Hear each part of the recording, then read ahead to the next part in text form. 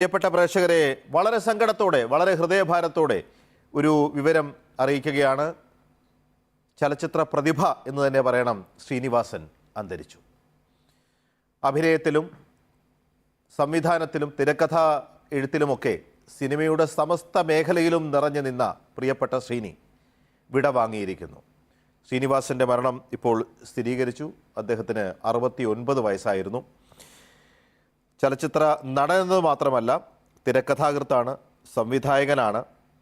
അങ്ങനെ സമസ്ത മേഖലയിലും കയ്യൊപ്പ് പതിപ്പിച്ച മലയാളിയുടെ ഹൃദയസ്പർശിയായ എണ്ണം പറഞ്ഞ സിനിമകളുടെ അണിയറയിലും അരങ്ങത്തും ഒരുപോലെ ശോഭിച്ച, സിനിമയിലും മലയാളിയുടെ മനസ്സിലും തൻ്റെ വലിയ ലോകം സൃഷ്ടിച്ച ചെറിയ ശ്രീനി, പ്രിയപ്പെട്ട ശ്രീനിവാസൻ അന്തരിച്ചു.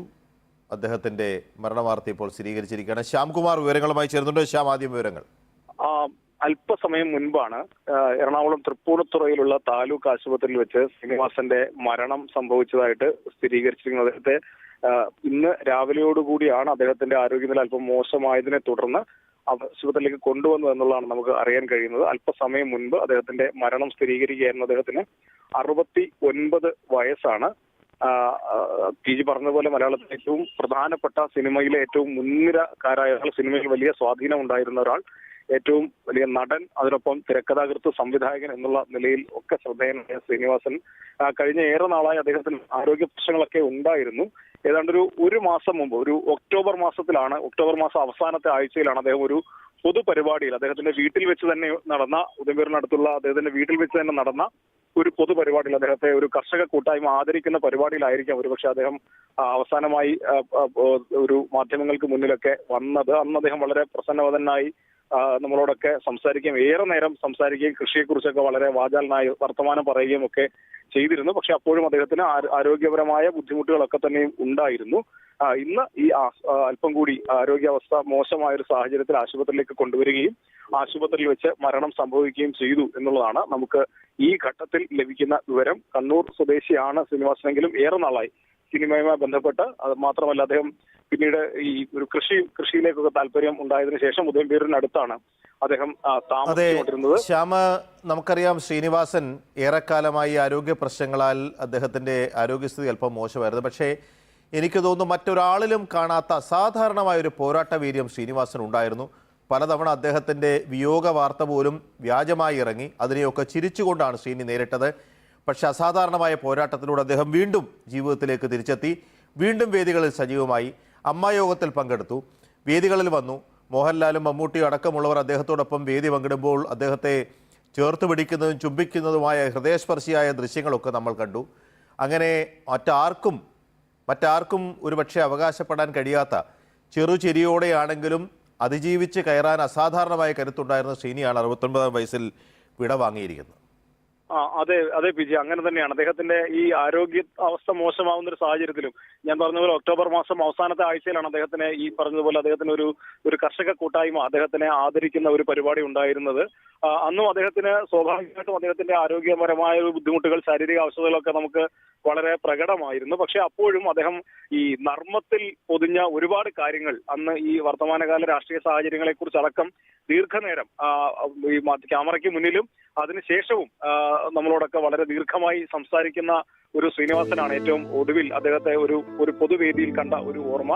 അപ്പോ ഈ രോഗത്തിന്റെ അവശതകളെ ഒക്കെയും അദ്ദേഹത്തിന്റെ ഒരു വിൽ പവർ കൊണ്ട്, അതിലുപരി അദ്ദേഹത്തിന്റെ ഒരു നർമ്മം കൊണ്ട് മറികടക്കാൻ എപ്പോഴും ശ്രമിച്ചിരുന്നു എന്നുള്ളതാണ് ഏറ്റവും പ്രധാനപ്പെട്ട കാര്യം. അങ്ങനെ എപ്പോഴും മലയാളികൾ ശ്രീനിവാസനെ എപ്പോഴും ഓർക്കുന്നത് ഒരുപാട് സരസമായ സിനിമാ മുഹൂർത്തങ്ങളിലൂടെ, അല്ലെങ്കിൽ നമ്മളെ ചിന്തിപ്പിച്ച ഒരുപാട് കഥാപാത്രങ്ങളിലൂടെ, അവരുടെ രചനയിലൂടെ ഒക്കെയാണ് ശ്രീനിവാസൻ എപ്പോഴും മലയാളികളുടെ മനസ്സിൽ നിൽക്കുന്നത്.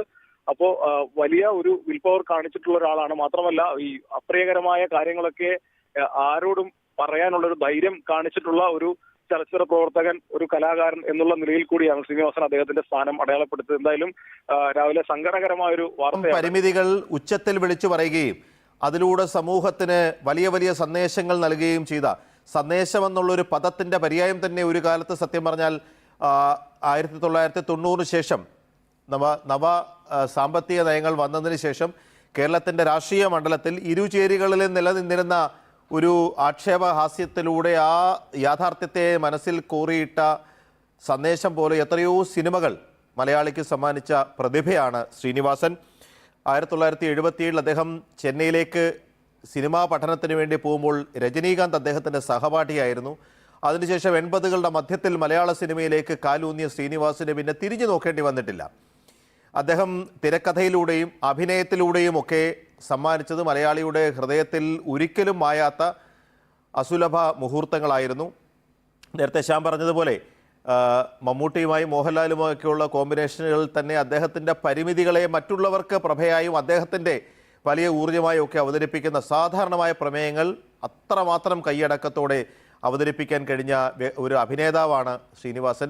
ഒരു അഭിനേതാവെന്നും ഒരു തിരക്കഥാകൃത്തെന്നുള്ളതിന് അപ്പുറത്തേക്ക് മലയാളിയുടെ സമൂഹ മനസാക്ഷി ഇത്രമാത്രം സ്വാധീനിച്ച വാക്കുകളും വാചകങ്ങളും തിരക്കഥകളിലൂടെയാണെങ്കിലും പ്രഭാഷണങ്ങളിലൂടെയാണെങ്കിലും എഴുത്തിലൂടെയാണെങ്കിലും ഇത്ര ശക്തമായി പ്രതികരിച്ച മറ്റൊരാളുണ്ട് എന്ന് തോന്നുന്നില്ല. കണ്ണൂർ പാട്യത്താണ് ശ്രീനിവാസൻ ജനിച്ചു വളർന്നത്. ഉറച്ച കമ്മ്യൂണിസ്റ്റ് മൂല്യബോധം മനസ്സിൽ സൂക്ഷിച്ച ഒരു വ്യക്തിയാണ്. പക്ഷേ ഒരു കാലത്ത് ആ കമ്മ്യൂണിസ്റ്റ് മൂല്യബോധത്തിലുണ്ടായിരുന്ന അപജയങ്ങൾക്കെതിരെ അതിശക്തമായി പ്രതികരിക്കാനും ശ്രീനിവാസൻ മടിച്ചിട്ടില്ല. ആരെയും മുഖം നോക്കാതെ വിമർശിക്കുന്നതിൽ ഒരല്പം പോലും ലോഭം കാണിക്കാത്ത മനുഷ്യനാണ് ശ്രീനിവാസൻ. അങ്ങനെ ഏറ്റവും പ്രിയപ്പെട്ട സുഹൃത്തുക്കളായി അടുക്ക നിന്ന വലിയ രാജാക്കന്മാരടക്കമുള്ളവരെ അദ്ദേഹം നിശിതമായി വിമർശിച്ചിട്ടുണ്ട്. പക്ഷേ ശ്രീനിവാസനോട് എല്ലാവർക്കും ഹൃദയത്തോട് ചേർത്ത് വെക്കുന്ന സ്നേഹം മാത്രമാണ് ഉണ്ടായിരുന്നത്. എപ്പോഴും പ്രിയപ്പെട്ട ശ്രീനി എന്ന് പറഞ്ഞ് ചേർത്ത് പിടിക്കുന്നവർക്ക് അദ്ദേഹത്തിൻ്റെ ഉള്ളു ശുദ്ധമാണ് എന്നുള്ള തിരിച്ചറിവ് തന്നെയാണ് അതിന് ഏറ്റവും അടിസ്ഥാനവും.